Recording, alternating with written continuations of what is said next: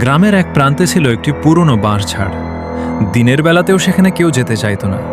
লোকজন বলতো রাত নামলেই বাঁশঝাড়ের ভেতর থেকে কান্নার শব্দ শোনা যায়।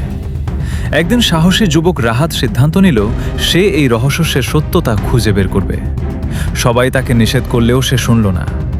মধ্যরাতে একটি টর্চ হাতে নিয়ে রাহাত বাঁশঝাড়ের দিকে রওনা দিল। চারপাশে ঘন কুয়াশা, ঠান্ডা বাতাস আর অদ্ভুত নীরবতা।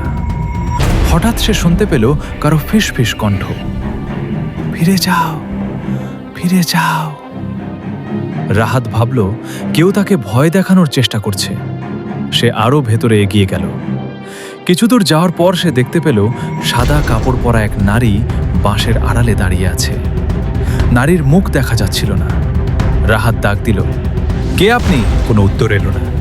হঠাৎ নারীর মাথা ধীরে ধীরে ঘুরে গেল, কিন্তু শরীর একই দিকে রইল। তার চোখ দুটো জ্বলজ্বল করছে। রাহাত ভয়ে পিছিয়ে যেতে লাগল।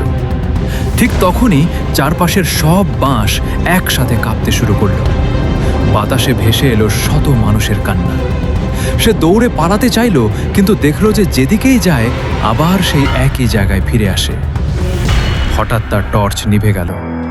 অন্ধকারের মধ্যে সে অনুভব করল কেউ তার কাঁধে ঠান্ডা হাত রেখেছে। ধীরে ধীরে একটি কণ্ঠ তার কানের কাছে ফিসফিস করে বলল, এত বছর পর অবশেষে তুমি এসেছে।